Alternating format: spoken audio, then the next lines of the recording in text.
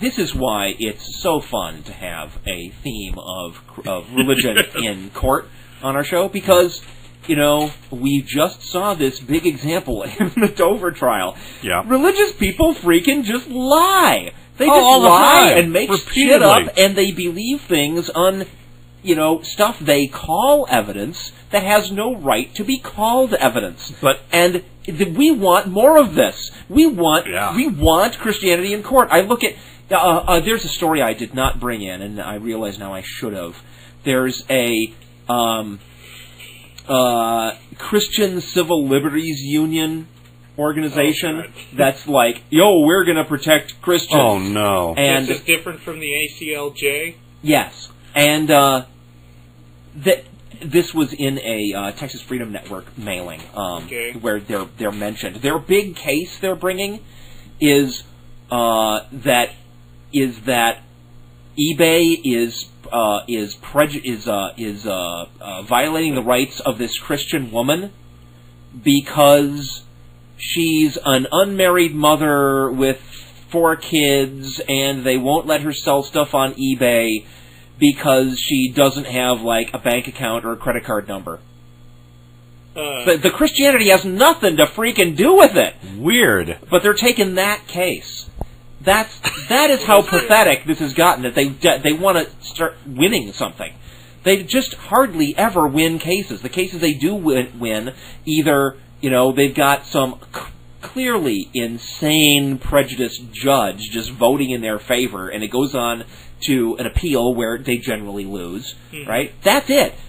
I'm glad that they're out there. Yeah. I'm glad that they are out there allowing their religion to be hauled into court, because that's when it's subjected to the clear, harsh light of day. Yeah. Yeah. Paul Wilson recently said that if it wasn't for the clearly political, I want to teach Jesus in school kind of agenda that the intelligent design people all obviously had, he'd say, we'd say, bring it on. Let's let intelligent design be treated as part of science with all that implies. Let's let it be divided up into specific and mutually exclusive theories, and let's test those and figure out what evidence could be based against them, so that we can scientifically put this thing on in a test tube and say, you know, we have scientifically now proved Christianity is false.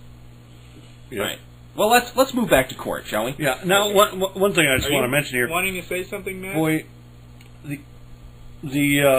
the judge here, he in this case, he previously declined to judge us, and boy, I can sure understand why. Well, yeah. Oh, wow. Well, it could be a couple of things, it's going to be including ugly. That he's, like, personally religious. Mm-hmm. And I hope that's not it. I hope he was merely afraid. Yes. Okay, let's go on to another story here, sort of a lighter one. Christian Academy faces lawsuit over Kiss. Now, I know what you're all thinking, but this is not a minister kissing a young boy. I just want to make that clear. It's the band. That's not what this is about. What? I just want to make that clear, that this is not that kind of a story. A private Christian academy is defending its right to expel a female student for kissing another girl off campus. In courtroom documents filed on January 4, attorneys for Covenant Christian Academy in Loganville say the school has a constitutional right to expel students for sexual immorality. The school filed its statement. I don't know where they're getting it from. The school filed its statement in response to a lawsuit by former student Jessica Bradley.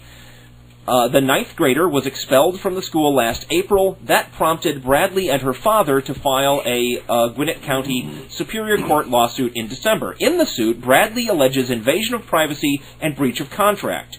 The Bradleys are seeking at least $1 million in damages. According to the suit, Bradley attended a sleepover party off campus with several other female students on April 22. I'm sorry, I don't have any video.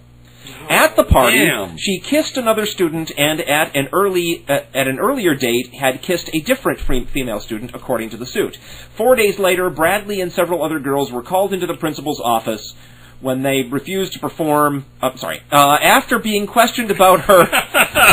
That was me injecting, I'm sorry. Fantasizing is more like it. After being questioned about her inappropriate relationship for more than an hour, Bradley, who had a 3.5 grade point average, was expelled, according to the suit. None of the other girls involved in the incident was expelled at the time, said David Clark, the Bradley's Lawrenceville attorney.